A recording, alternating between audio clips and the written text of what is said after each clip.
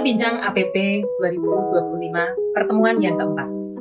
Shalom dan salam sehat untuk para sahabat BMB sekalian.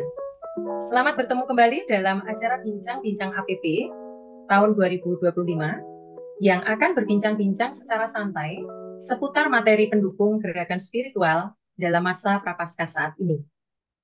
Sebelum kita mulai perbincangan, marilah kita panjatkan doa kepada Bapa di surga. Mari kita membuat tanda kemenangan Kristus. Dalam nama Bapa dan Putra dan Roh Kudus. Amin.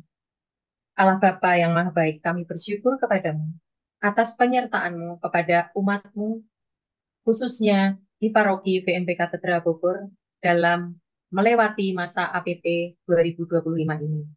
Kiranya Engkau senantiasa hadir untuk membimbing kami, sehingga kami dapat melewati dan melaksanakan APP 2025 ini dengan baik.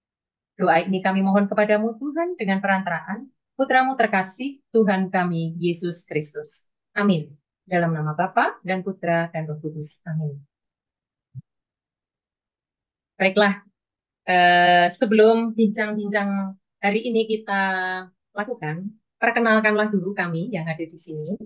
Kami adalah sebagai tim dari Seksi Pengembang Sosial Ekonomi atau PSE dari Paroki Katedral Bogor. Saya sendiri adalah Kakak Maria Martini dan sahabat saya di sini adalah Kakak Joan Juta Mulia.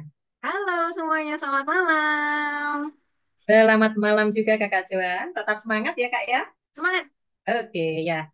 Baik, sebagaimana kita ketahui bersama, APP 2025 ini mempunyai tema utama memberdayakan orang muda dengan reksa pastoral kreatif. Tema ini ternyata sejalan dengan tema pastoral Keuskupan Bogor tahun 2025, yaitu menghidupi gereja sinoda bersama orang muda Katolik dan lansia, membangun gereja sebagai peziarah pengharapan. Dengan demikian, kelak orang muda yang mengalami pemberdayaan ini akan menjadi orang muda yang mampu membangun gereja bersama umat lainnya sebagai peziarah pengharapan. Pada bincang-bincang untuk topik pertemuan ketiga, itu telah dibahas tema tentang Allah memberdayakan orang muda. Dan selanjutnya, kami berdua akan membahas topik pertemuan keempat dengan tema reksa pastoral orang muda. Sahabat BMB sekalian, pada topik pertemuan ke-1, kita telah menyadari bahwa orang muda memiliki berbagai potensi yang luar biasa. Tetapi, seringkali potensi mereka tidak dimaksimalkan dalam kehidupan gereja. Sebagaimana kita lihat dalam obrolan pada topik pertemuan kedua, terjadi kesenjangan antara gereja dan juga orang muda. Dan lebih kurang nyaman lagi, karena kadang orang muda hanya menjadi objek. Sedang pada topik pertemuan ketiga, telah dibahas bahwa Allah itu sebenarnya sudah lebih dari cukup memberdayakan orang muda. Kita diingatkan bahwa orang muda memiliki potensi yang dapat dikembangkan dalam masyarakat modern yang dipenuhi dengan berbagai tantangan. Nah, kita juga diingatkan bahwa adanya kesenjangan antara orang muda dengan gereja dapat menghambat pemberdayaan potensi mereka.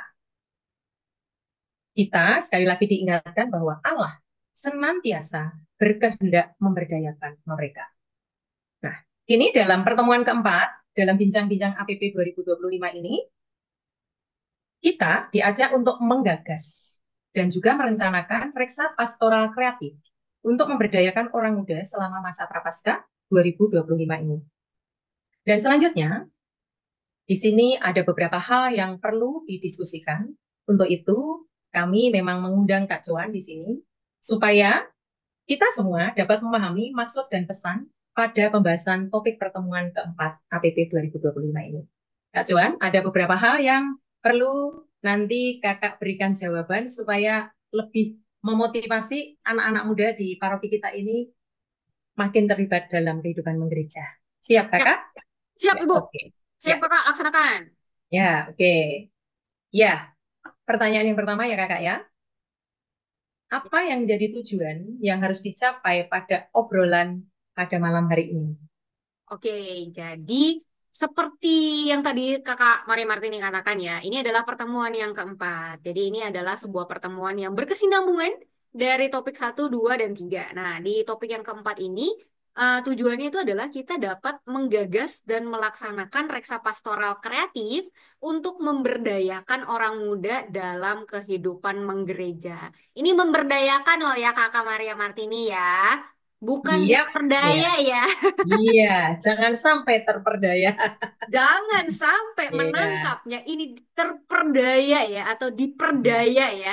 Jadi iya, ini berbeda artinya ya. Jadi teman-teman muda, ya. teman-teman OMK ya, ini maksudnya bukan mau dikerjain, tapi kita akan sama-sama aktif mengajak teman-teman OMK untuk lebih aktif lagi dalam kehidupan menggereja. Gitu Kakak Maria Martini. Ya, oke, sip. Ya, oke.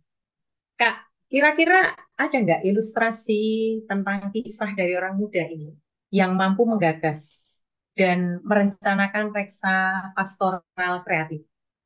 eh, kita kita yakin sih sebenarnya banyak ya. Mungkin dalam komunitas-komunitas yang kecil atau yang tidak terekspos, tapi kita pernah melakukan wawancara nih. Kita pernah wawancara bersama dengan Biro APP AP Keuskupan Bogor dengan para pendamping dari Bina Iman Remaja atau BIR dan Orang Muda Mhm. Katolik OMK Ya, di mhm. wilayah MMA atau MMA Mikail ya. ya MMA Mikail Ya. Malaikat Agung, parokinya pasti BMV Katedral Bogor. Nah, itu diwawancara diberitahukan bahwa memang ada kegiatan kreatif yang dilakukan oleh para BIR dan OMK tersebut begitu. Mereka Mhm. menggabungkan kegiatan rohani dengan kegiatan aktivitas fisik. Nah, jadi setiap bulan para remaja tersebut dan orang muda diajak untuk membaca dan memahami kitab suci sebelum mereka melakukan aktivitas fisiknya. Biasanya berolahraga. Nah, jadi Ya. kegiatannya nih, jadi kegiatannya ini bisa di lapangan basket, di lapangan bulu tangkis gitu kan. Pernah di kolam renang juga. Jadi aktivitas fisik yang seru-seru gitu ya, yang diminati oleh BIR dan OMK. Tapi tentu kegiatan ini dimulai dengan doa, dengan pembacaan perikop-perikop kitab suci, yang diikuti permainan yang tadi di lapangan aktif itu, aktivitas fisik itu, permainannya terkait dengan pesan-pesan perikop tersebut, begitu. Lalu kegiatannya itu rutin dilakukan setiap hari Sabtu. Di setiap hari Sabtu itu mereka mengajak para peserta untuk merenungkan hubungan antara ajaran kitab suci dan permainan-permainan yang sedang mereka lakukan itu, permainan kreatif gitu ya. Salah satu sharing mereka adalah salah satu permainan yang sangat menarik yang namanya menjadi terang dan garam gitu. Nah, apa sih permainannya? Di permainan ini sebenarnya bukan permainan sih ya, acara kreatifnya gitu ya, di mana para peserta itu ditugaskan untuk mengunjungi keluarga yang telah ditunjuk tentu aja ya. Jadi nggak asal kemana aja gitu, Mhm. untuk ngobrol, mengenal mereka lebih dalam dan berdoa bersama. Nah, berdoa bersama keluarga tersebut mungkin di anggota keluarganya yang sedang sakit atau mendoakan hal-hal yang lain di keluarga itu gitu. Itu kan tadi setiap Sabtu ya Kakak ya. Iya. Selain Mhm. setiap Sabtu yang rutin, itu Mhm. mereka ada juga kegiatan tahunan. Tahunan ini Hmm. seru, jalan-jalan. Nah, ini anak-anak OMK, BIR pasti senang nih. Jadi Ya. kegiatan tahunan itu dia ziarah, dia live in, dia outbound gitu kan sama teman-teman. Wah, Ya. seru banget gitu. Tentu Ya. dengan dukungan dari wilayah dan lingkungannya. Dan Mhm. ini juga penting nih, peran-peran para pendampingnya. Jadi peran para pendamping penting kenapa? Karena pendamping tersebut yang memikirkan ide-ide kreatif gitu, sehingga anak-anak BIR dan OMK-nya itu tidak bosan dan mau ikut terus gitu. Para pendamping ini menuangkan ide-ide kreatif dan memberikan komitmen mereka untuk melayani meskipun mereka sibuk dengan rutinitas sendiri. Jadi memang para pendamping ini kebanyakan ya, tapi ada juga yang sudah lebih senior. Tapi biasanya yang aktif ini kalau di MMA ini mereka tuh masih usia produktif. Jadi OMK juga. Jadi Ya. mereka tentu punya kesibukan sendiri gitu kan ya. Tapi Mhm. mereka tetap mau berkomitmen gitu di antara kesibukan-kesibukan duniawi mereka, kesibukan-kesibukan rohana mereka. Nah, komitmen itulah yang memang harus dimiliki para pendamping yang harapannya di semua wilayah yang lain juga akan seperti itu, sehingga menghidupkan semangat OMK-nya di lingkungan masing-masing gitu. Tapi kalau ditanya, ya susah kali ya. Ada nggak, tantangannya terlalu banyak? Ada nggak sih tantangan? Oh ada pasti. Terutama kalau yang kuliah di luar kota gitu. Kayak kayak kuliah di luar kota kan, maksudnya kalau kuliah nggak mungkin cuma di Bogor kan, pasti bisa di luar kota, bahkan iya bahkan di luar pulau gitu kan ya. Nah, Tapi tetap loh, tetap kalau kita berkaca ke MMA ini ya, di MMA ini mereka tetap berkomitmen gitu. Mereka tetap tetap kalau ada waktu balik gitu. Weekend balik gitu. Setiap Sabtu kan bikin acaranya setiap Sabtu gitu. Dan acara tahunan itu sudah diatur sedemikian rupa. Jadi mereka tetap bisa melayani adik-adik birnya atau OMK-nya pesertanya. Ini kan pendampingnya ya, tetap bisa mendorong dan menyemangati para pesertanya untuk mengikuti kegiatan pastoral yang kreatif. Gitu, Kakak. Iya, ternyata seru banget ya. Hmm, Dipadukan dengan apa ya, jiwa muda mereka dan mereka di apa itu dipancing untuk kreatif sehingga mereka betul. punya keterikatan tersendiri.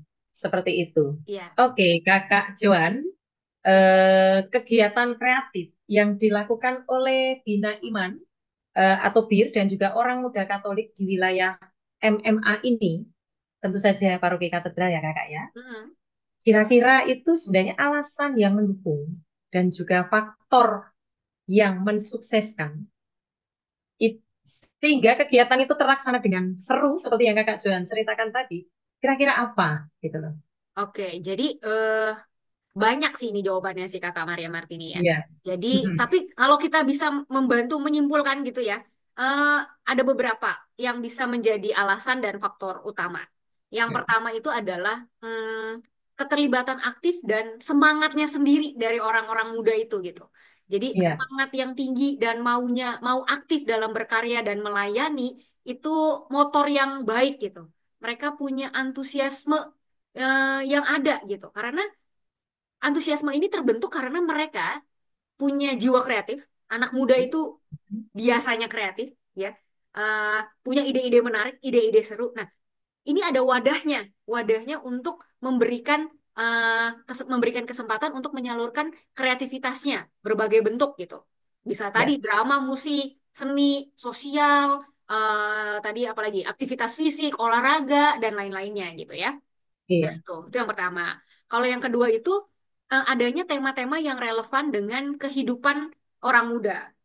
Iya. Di APP 2025 ini khusus memang menyusung tema yang dekat dengan realitas kaum muda, seperti pemberdayaan dengan kepedulian sosial, peran-peran aktif anak-anak muda dalam gereja gitu.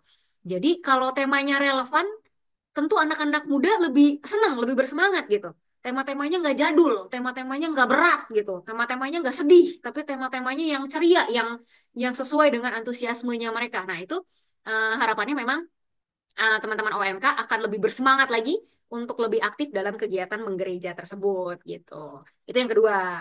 Kalau yang Iya. ketiga, tentu adanya dukungan dari para pastor, dari para katekis, dan dari orang tua. Nah, ini juga penting banget ya. Pendampingan para imam dan katekis itu sangat membantu arah kegiatan yang dilakukan tetap sejalan dengan nilai-nilai iman Katolik. Jadi tadi misalkan seru-seru olahraga di lapangan, serunya cuma olahraga doang. Lama-lama nggak ada firmannya, nggak ada doanya. Nah, itu jadi melenceng tidak sesuai dengan pemberdayaan orang muda dalam dunia Katolik, dalam iman Katolik ini. Maka sangat Iya. diperlukan pembinaan dari para pastor, dari katekis, dan orang tua. Begitu. Iya. Jadi Gitu. harus saling bersinergi Benar, antara harus pastor, saling katekis, betul. dan juga orang tua sendiri. Betul. Jadi masih masih Bagus, seru-seruan, bagus. masih kreatif, masih Ya. hore-hore, tapi tetap berjalan dalam rohaninya masih ada. Tidak hanya Iya. hibur-hiburan biasa. Gitu. Yes. Itu yang ketiga tuh, Kak. Masih Iya. ada yang Masih keempat. ada ya? Masih ada dong. Oke, Yang lanjut keempat, kakak. betul, terima kasih. Jadi yang keempat itu adanya kolaborasi dan gotong royong yang solid. Uh, BIR dan OMK itu bekerja sama. Jadi Mm-mm. memang harusnya kan bir sendiri, OMK sendiri. Makanya dari tadi kita membahas si bir dan OMK di MMA tadi ya, Mikael Malaikat Agung. Mereka Mm-mm. itu bekerja sama dalam menjalankan acaranya. Jadi ada pembagian tugasnya, kakak OMK-nya ngapain, adik birnya ngapain. Nah, itu ada pembagian tugas yang baik, jadi mereka punya komitmen dan merasa punya tanggung jawab untuk melaksanakan hal tersebut gitu. Ditambah pasti adanya kebersamaan lagi kan, gitu, kebersamaan dalam menjalankan tugas-tugas mereka. Terus ada lagi pemanfaatan media digital, media digital dan teknologi. Tentu anak muda itu tidak bisa dipisahkan dari sosial media, dari teknologi, dari digital-digital gitu ya. Mereka Oke. nih kita bisa banyak banget gitu. Hmm. Pertemuan bisa lewat digital atau acara bisa lewat digital. Bisa apalagi tuh komunikasinya jauh lebih gampang gitu. Bisa menarik anak-anak muda yang lainnya lewat platform-platform digital, bisa evangelisasi lewat platform digital. Jadi memang buat faktor sukses mereka itu Hmm. sosial media mereka sendiri saling membantu antara satu dan lainnya gitu. Komunikasi mereka jadi lebih gampang. Terus kakak OMK-nya bantuin birnya lebih gampang. Pendampingnya merencanakan dengan OMK-nya lebih gampang gitu. Dan ada sisi-sisi menariknya untuk lebih mudah menarik para OMK dan birnya begitu Iya. ya. Terus kenapa ini bisa sukses juga ya tentu karena adanya pembinaan iman dan adanya nilai-nilai spiritualitas. Karena tadi ya tidak hanya bersifat hiburan saja, tapi memang memiliki nilai edukasi dan pembinaan iman. Pembinaan imannya itu sangat penting, jadi jangan sampai terlupakan gitu. Jangan Dengan banyak ditinggalkan ya. banget jangan ditinggalkan. Dengan yang kreatif-kreatif itu malah lebih mungkin buat teman-teman muda itu lebih mudah untuk membayangkan ajaran-ajaran gereja dalam kehidupan sehari-hari. Kadang kebayangnya kayak, ah iya apaan sih belajar di gereja-gereja pasti berat nih hidup belajarnya nih susah gitu ya.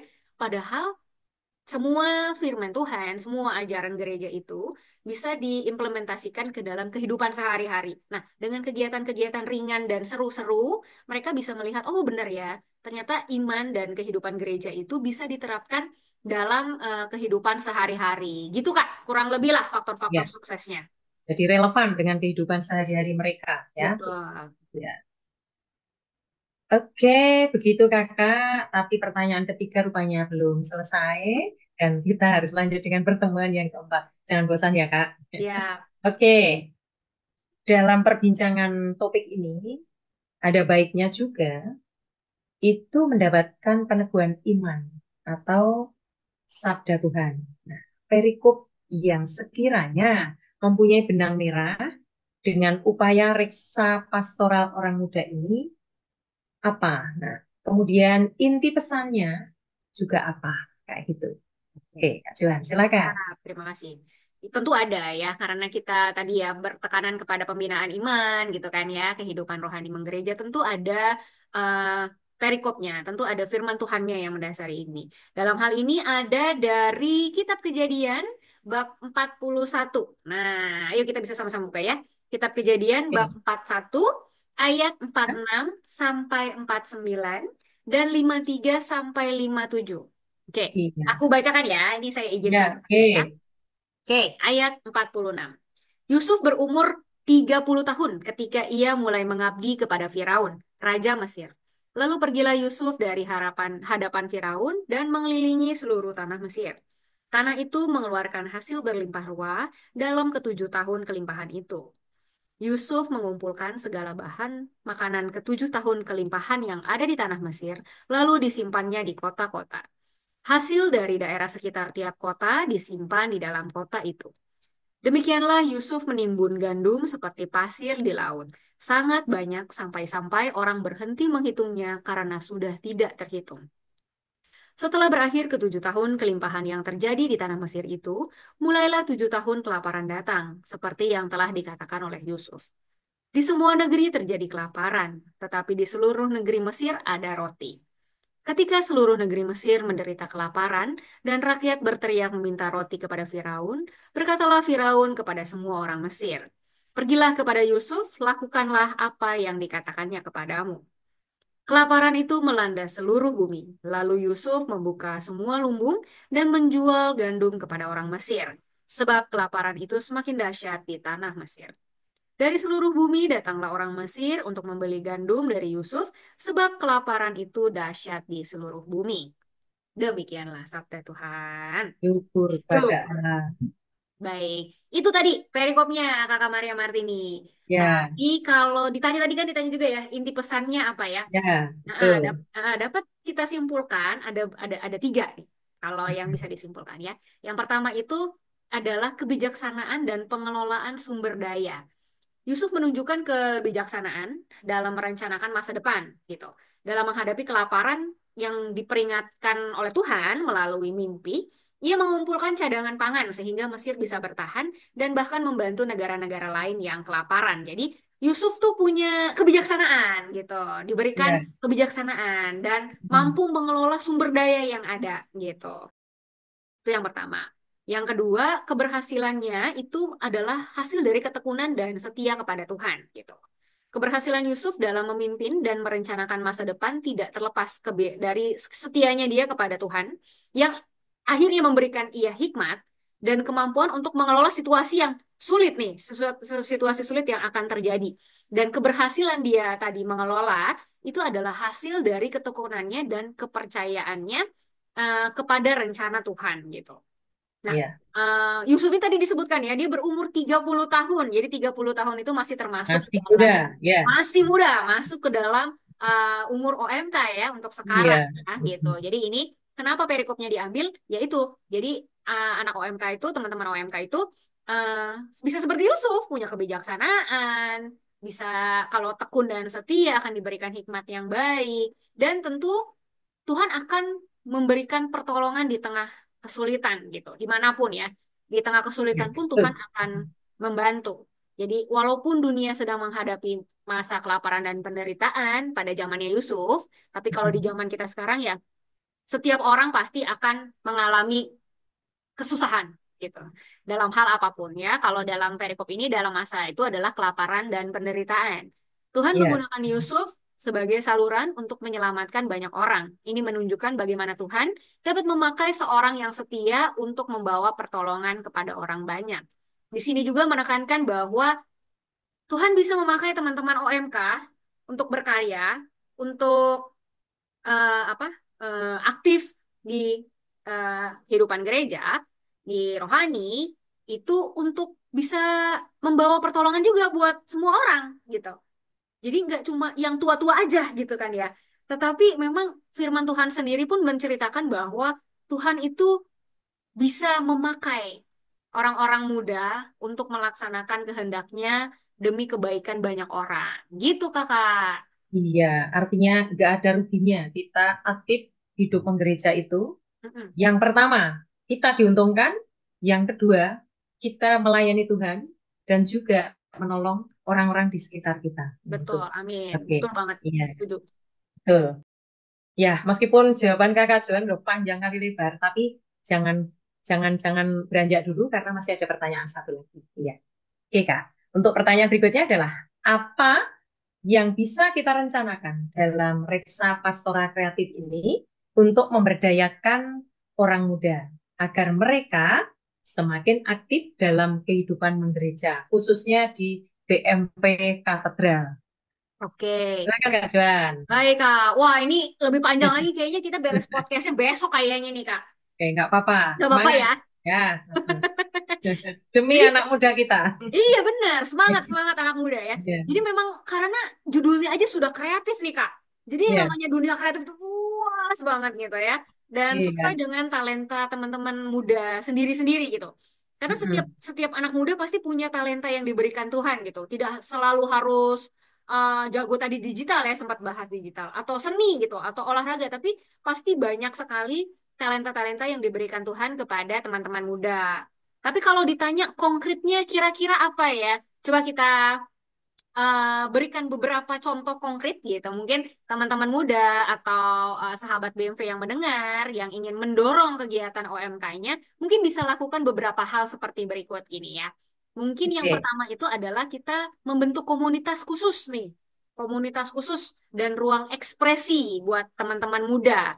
Tujuannya memang memberikan suatu wadah yang menarik dan bermakna agar orang muda itu bisa bertumbuh dalam iman sekaligus menyalurkan kreativitas gitu ya. Iya. Contohnya misalkan nih apa ya, biar keren nih. Christian Creative Hub. Nah, itu kekinian banget tuh, Kak. Christian Creative Hub di paroki misalkan. Mm-mm. Tujuannya itu memang mewadahi talenta OMK dalam seni art ya, terutama art gitu mungkin. Fotografi, videografi, musik, drama gitu ya. Tujuannya bukan buat senang-senang aja, tapi mungkin bisa dijadikan ajang evangelisasi, menyanyi, memuji Tuhan, bikin drama Ya. dari Bible Mm. gitu ya, yang seru-seru, yang Ya. Mm. dibuat gaya anak muda dengan persoalan anak muda. Nah, bisa untuk evangelisasi-evangelisasi. Mungkin via digital bisa kalau malu kalau mesti tampil di panggung. Tapi anak muda kreatif. Bisa juga dibikin secara digital, misalkan seperti itu. Itu tadi ya, Christian Creative Hub namanya.